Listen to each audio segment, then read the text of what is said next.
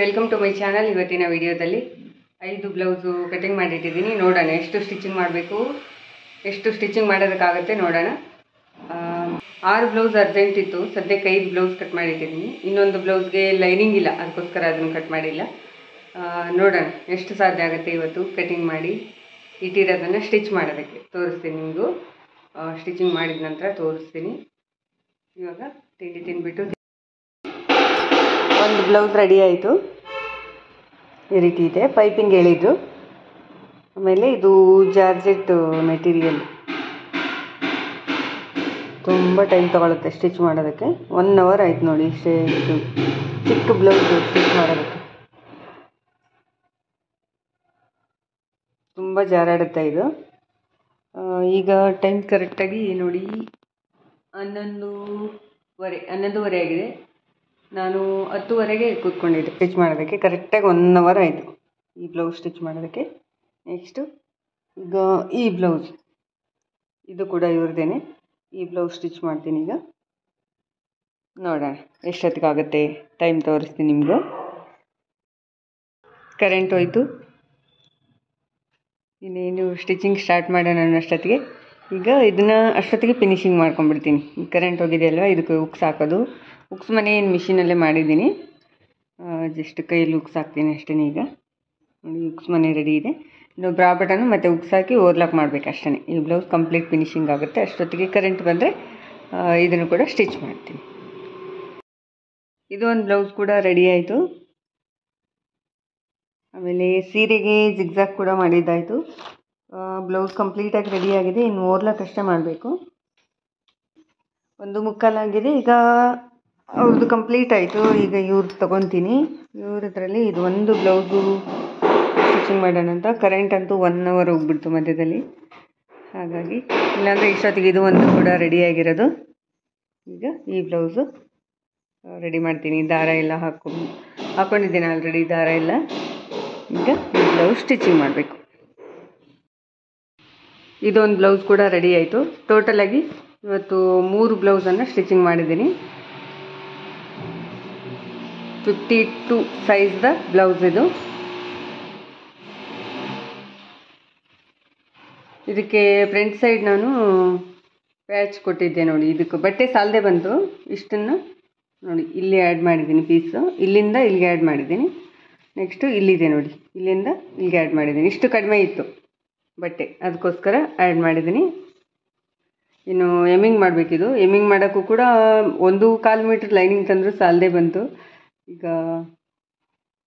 ಬೇರೆ ಒಂದು ಬ್ಲೌಸ್ ಇತ್ತಲ್ವ, ಅದರದ್ದು ಸ್ವಲ್ಪ ಬಟ್ಟೆ ಇತ್ತು.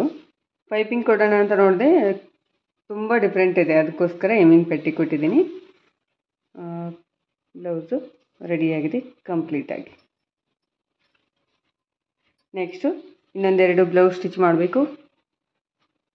ಇವತ್ತು ನೋಡ್ತೀನಿ ಸಾಧ್ಯ ಆದರೆ. ಈಗಿನ ಊಟ ಮಾಡಬೇಕು. ಟೈಮ್ ಒಂದು ಕರೆಕ್ಟಾಗಿ 3 ಗಂಟೆ ಆಗಿದೆ. 2:45ಗೆಲ್ಲ ಆಗ್ತಿತ್ತು, ಬಟ್ 1/4 ಗಂಟೆಯಿಂದ ಈಗ ಮಳೆ ಬರ್ತಾ ಇದೆ. ಬಟ್ಟೆ ತೆಗೆಯೋದು, ಬಟ್ಟೆ ಹಾಕೋದು ಇದೇ ಕೆಲಸ ಆಯಿತು. ಮಳೆಯದು ಜೋರಾಗಿ ಬರ್ತಾ ಇಲ್ಲ, ಸುಮ್ಮನೆ ಹನಿ ಹನಿ ಬರೋದು ಬೇಡವಾ ಅಂತ ಮಳೆ ಬರ್ತಾ ಇದೆ.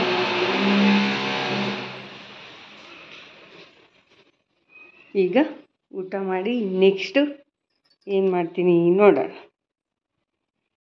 ಹೆಸರು ಕಾಳಿನ ದೋಸೆ ಮಾಡೋಣ ಅಂತ ಹೆಸರು ಕಾಳು ನೆನೆಸಿರೋದು, ಹಾಗೆ ಕರಿಬೇವು ಹಾಕ್ತಾಯಿದ್ದೀನಿ. ಜೊತೆಗೆ ರುಚಿಗೆ ತಕ್ಕಷ್ಟು ಉಪ್ಪು. ನೆಕ್ಸ್ಟು ಹಸಿಮೆಣಸಿನ್ಕಾಯಿ, ಶುಂಠಿ ಮತ್ತು ಕೊತ್ತಂಬರಿ ಇಷ್ಟನ್ನು ಹಾಕ್ತೀನಿ. ಚಿಕ್ಕ ಚಿಕ್ಕದಾಗಿ ಕಟ್ ಮಾಡಿ ಈರುಳ್ಳಿ ಕೂಡ ಹಾಕ್ಕೋಬೋದು, ಚೆನ್ನಾಗಿರುತ್ತೆ ಇದು ಒಂಥರ. ನಾನು ಇದನ್ನು ಮಧ್ಯಾಹ್ನ ಊಟಕ್ಕೆ ಮಾಡ್ಕೊತಾ ಇದ್ದೀನಿ. ಜೊತೆಗೆ ಅಕ್ಕಿ ಹಿಟ್ಟು ಹಾಕ್ಕೊತೀನಿ. ಚೆನ್ನಾಗಿರುತ್ತೆ ಅಕ್ಕಿ ಹಿಟ್ಟು ಹಾಕ್ಕೊಂಡ್ರೆ. ಒಂದು 2 ಸ್ಪೂನಷ್ಟು ಹಾಕ್ಕೊತೀನಿ.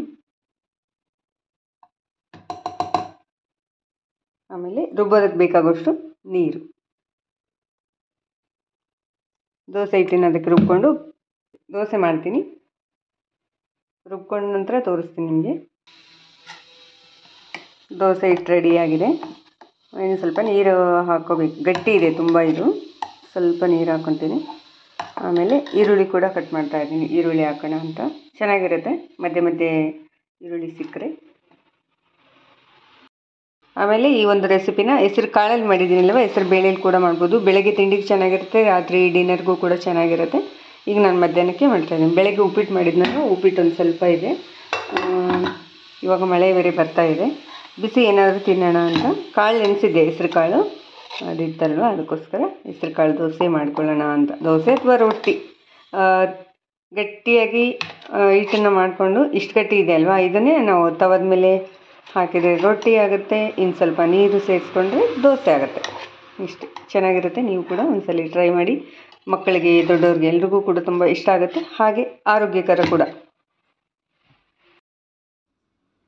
ತವ ಬಿಸಿ ಆಗೋದಕ್ಕೆ ಇಟ್ಟಿದ್ದೀನಿ, ಬಿಸಿ ಆಗ್ತಾ ಇರಲಿ ಅಷ್ಟೊತ್ತಿಗೆ ಹಿಟ್ಟು ನೋಡಿ ಈ ಕನ್ಸಿಸ್ಟೆನ್ಸಿ ಮಾಡ್ಕೊಂಡಿದ್ದೀನಿ. ಈರುಳ್ಳಿ ಕೂಡ ಹಾಕಿದ್ದೀನಿ. ಈಗ ಜೀರಿಗೆ ಹಾಕೋಣ.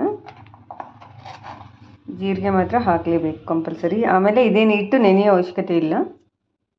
ಕಾಳು ತಿಂದರೆ ಗ್ಯಾಸ್ಟ್ರಿಕ್ ಆಗುತ್ತೆ ಅಂತೆಲ್ಲ ಹೇಳ್ತಾರಲ್ಲ, ಅದನ್ನು ಅವಾಯ್ಡ್ ಮಾಡೋದಕ್ಕೆ ಜೀರಿಗೆ ಕಂಪಲ್ಸರಿ ಹಾಕಲೇಬೇಕು. ಈರುಳ್ಳಿ ಆಪ್ಷನಲ್, ಹಾಕಲೇಬೇಕಂತೇನಿಲ್ಲ, ಹಾಕಿದರೆ ಚೆನ್ನಾಗಿರುತ್ತೆ. ನಾನು ಹಾಕ್ಕೊಂಡಿದ್ದೀನಿ ಈರುಳ್ಳಿನ. ಈಗ ತವ ಕಾದ ನಂತರ ಇದನ್ನು ಮುಚ್ಚಿ ಬೇಯಿಸಬೇಕಾಗತ್ತೆ. ಹಾಗೆ ಓಪನ್ ಬೇಯಿಸಬಾರ್ದು. ಚೆನ್ನಾಗಿ ಮಿಕ್ಸ್ ಮಾಡ್ಕೊತಾ ಇದ್ದೀನಿ. ಟಪ್ಪರ್ ವೇರಲ್ಲಿ ಹಾಕಿದ್ದೀನಿ. ನನಗೆ 2 ದೋಸೆ ಮಾಡ್ಕೊತೀನಿ, ಇನ್ನು ಮಿಕ್ಕಿದ್ದಿಟ್ಟು ಫ್ರಿಜ್ಜಲ್ಲಿ ಎತ್ತಿಟ್ಟಿರ್ತೀನಿ. ನಮ್ಮ ಮನೆಯವ್ರು ಬಂದಮೇಲೆ ಬಿಸಿ ಹಾಕ್ಕೊಡೋಣ ಅಂತ.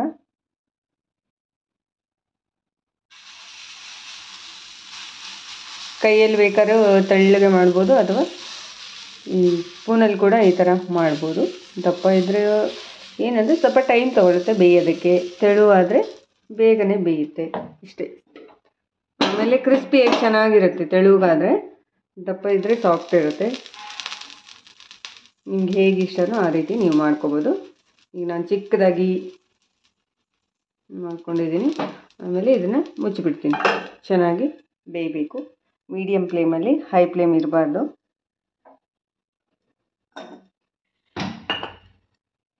ಉಪ್ಪಿಟ್ಟನ್ನು ಕೂಡ ಸ್ವಲ್ಪ ಬಿಸಿ ಮಾಡೋದಕ್ಕೆ ಇಟ್ಟಿದ್ದೀನಿ. ತುಂಬ ಅಂದರೆ ತುಂಬ ಚಳಿ ಇದೆ, ತಣ್ಣಗಿರೋದು ತಿನ್ನೋಕ್ಕೆ ಇಷ್ಟ ಆಗಲ್ಲ, ಅದಕ್ಕೋಸ್ಕರ ಬಿಸಿ ಮಾಡೋದಕ್ಕೆ ಇಟ್ಟಿದ್ದೀನಿ.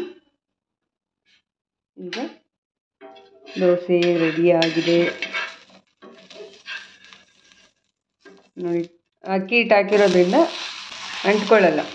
ಅಕ್ಕಿ ಹಿಟ್ಟು ಹಾಕಿರೋದ್ರಿಂದ ಬರೀ ಹೆಸರುಬೇಳೆ ಆದರೆ ಅಂಟ್ಕೊಳ್ಳುತ್ತೆ. ಒಂದು ಸೈಡ್ ತುಂಬ ಚೆನ್ನಾಗಿ ಬೆಂದುಬಿಟ್ಟಿದೆ, ಇನ್ನೊಂದು ಸೈಡು ಜಾಸ್ತಿ ಹೊತ್ತಿನ ಬೇಯೋ ಅವಶ್ಯಕತೆ ಇಲ್ಲ. ಎಣ್ಣೆ ಹಾಕಿದರೆ ಹಾಕ್ಬೋದು, ಇಲ್ಲಾಂದರೆ ತೊಂದರೆ ಇಲ್ಲ, ಹಾಕಲೇಬೇಕಂತೇನಿಲ್ಲ. ರೆಡಿ ಆಯಿತು ಒಂದು ದೋಸೆ. ಇದಕ್ಕೇನು ಚಟ್ನಿ ಬೇಕು, ಪಲ್ಯ ಬೇಕು ಆ ಥರ ಏನಿಲ್ಲ. ಚಟ್ನಿ ಪುಡಿ ಇದ್ದರೆ ಕೂಡ ಸಾಕಾಗುತ್ತೆ. ಹಾಗೆ ಇನ್ನೊಂದು ಮಾಡ್ಕೊತಾ ಇದ್ದೀನಿ. ಕೈಗೆ ಸ್ವಲ್ಪ ನೀರು ಹಚ್ಕೊಂಡು ಇನ್ನೂ ಸ್ವಲ್ಪ ತೆಳ್ಳಗೆ ಬೇಕಿದ್ರೆ ಮಾಡ್ಕೋಬೋದು. ಬಟ್ ನಾನು ಸ್ಪೂನಲ್ಲೇ ಈ ರೀತಿ ಮಾಡ್ತಾಯಿದ್ದೀನಿ.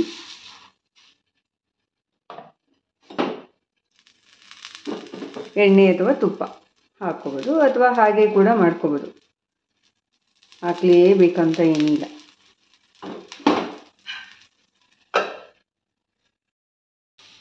ಉಪ್ಪಿಟ್ಟು ಕೂಡ ಬಿಸಿ ಆಯಿತು. ನೆಕ್ಸ್ಟು 2 ದೋಸೆ ಕೂಡ ಮಾಡಿಕೊಂಡೆ ನಾನು. ಆಮೇಲೆ ಇನ್ನೂ ಇಷ್ಟಿಟ್ಟು ಮಿಕ್ಕಿದೆ, ಇದನ್ನು ಫ್ರಿಜ್ಜಲ್ಲಿ ಇಟ್ಬಿಡ್ತೀನಿ. ನಮ್ಮ ಮನೆಯವ್ರು ಬಂದಮೇಲೆ ಬಿಸಿ ಮಾಡ್ಕೊಡೋಕೆ ಬರುತ್ತೆ. ಆಮೇಲೆ ಇದನ್ನು ಬಜ್ಜಿ ಥರ ಕೂಡ ನಾವು ಮಾಡ್ಬೋದು. ಎಣ್ಣೆಲಿ ಹಾಕಿದರೆ ಇದಕ್ಕೆ ಇನ್ನೂ ಸ್ವಲ್ಪ ಹಿಟ್ಟು, ಕಡಲೆ ಹಿಟ್ಟು ಮಿಕ್ಸ್ ಮಾಡಿಕೊಂಡು ಗಟ್ಟಿ ಮಾಡಿಕೊಂಡು ಎಣ್ಣೆಲಿ ಹಾಕಿದರೆ ಬಜ್ಜಿ ಥರ ಆಗುತ್ತೆ, ತುಂಬ ಚೆನ್ನಾಗಿರುತ್ತೆ. ಆಮೇಲೆ ಈಗ ಅಕ್ಕಿ ಹಿಟ್ಟೇನು ಸೇರಿಸಿದ್ದೀನಲ್ವ, ಅದ್ರ ಬದಲಿಗೆ ನೀವು ಹೆಸರುಬೇಳೆ ನೆನೆಸ್ತೀರಲ್ಲ, ಅದ್ರ ಜೊತೆನೇ ಅಕ್ಕಿ ನೆನೆಸಿದ್ರೆ ತುಂಬ ಚೆನ್ನಾಗಿರುತ್ತೆ. ಹಾಗೂ ಮಾಡ್ಕೋಬೋದು. ಹೆಸರುಬೇಳೆ ಅಥವಾ ಹೆಸರು ಕಾಳು ಸಮ ಪ್ರಮಾಣದಲ್ಲಿ ನೆನೆಸಿದ್ರೆ ಟೇಸ್ಟ್ ಚೆನ್ನಾಗಿರುತ್ತೆ ಬೆಳಗಿನ ತಿಂಡಿಗೆ. ರಾತ್ರಿ ನೆನೆಸ್ಬಿಟ್ಟು ಮಲ್ಕೊಂಡ್ರೆ ಬೆಳಗ್ಗೆ ತಿಂಡಿ ಮಾಡ್ಕೊಳ್ಳೋಕ್ಕೆ ಚೆನ್ನಾಗಿರುತ್ತೆ. ಈಗ ಟೈಮ್ 4 ಗಂಟೆ ಆಗಿದೆ. ಇವತ್ತಿನ ಕೆಲಸ ನೋಡಿ, 2 ಸೆಟ್ಟು ರೆಡಿ ಮಾಡಿದೆ. ಪಾಲ್ಸೇನು ಹಾಕಿಲ್ಲ, ಸೈಡು ಸ್ಟಿಚ್ ಮಾಡಿದ್ದೇನೆ ಅಷ್ಟೇ ಸೀರೆಗೆ. 2 ಬ್ಲೌಸು, ಆಮೇಲೆ ಇದು ಒಂದು ಬ್ಲೌಸು ಸ್ಟಿಚ್ ಮಾಡಿದ್ದೀನಿ. ಇದು ನಾನು ಹೊರಗಡೆ ಟೈಲರಿಂಗ್ ಶಾಪಿಂದ ತಂದಿರುವಂಥದ್ದು. ಆಮೇಲೆ ಇದು ಕೂಡ, ಇದು ಮೊನ್ನೆನೇ ನಾನು ರೆಡಿ ಮಾಡಿದ್ದೆ. ಈಗ ಇವೆರಡು ಕೊಟ್ಟು ನೆಕ್ಸ್ಟು ಇನ್ನೂ ಒಂದೆರಡಿದೆ ಅದನ್ನು ತೊಗೊಂಬರ್ತೀನಿ. ಕೊಡೋದಕ್ಕೆ ಅವರೇ ಬಂದಿದ್ದರು. ಈಗ ನಾನು ತೊಗೊಂಡು ಕೊಡಬೇಕು ರೆಡಿ ಆದಮೇಲೆ. ಆಮೇಲೆ ಇನ್ನೊಂದೆರಡು ಬ್ಲೌಸ್ ಇದೆ, ಈಗ ತೊಗೊಂಬರ್ತೀನಿ ಅಲ್ವಾ, ಆ ಬ್ಲೌಸ್ ಜೊತೆ ಇದೆರಡು ಬ್ಲೌಸನ್ನು ಸ್ಟಿಚ್ ಮಾಡಿ ಕೊಡ್ತೀನಿ. ಇವತ್ತಿನ ಕೆಲಸ ಇಷ್ಟೇ. ವಿಡಿಯೋ ಇಷ್ಟ ಆದರೆ ಲೈಕ್ ಮಾಡಿ, ಯೂಸ್ಫುಲ್ ಅನಿಸಿದರೆ ಫ್ರೆಂಡ್ಸ್ ಆ್ಯಂಡ್ ಫ್ಯಾಮಿಲಿಗೆ ಶೇರ್ ಮಾಡಿ. ಹಾಗೆ ಅನಿಸಿಕೆ ಅಭಿಪ್ರಾಯಗಳನ್ನು ಕಮೆಂಟ್ ಮಾಡಿ ತಿಳಿಸೋದು ಮರಿಬೇಡಿ. ಸಿಗೋಣ ನೆಕ್ಸ್ಟ್ ವಿಡಿಯೋದಲ್ಲಿ. ನಮಸ್ಕಾರ.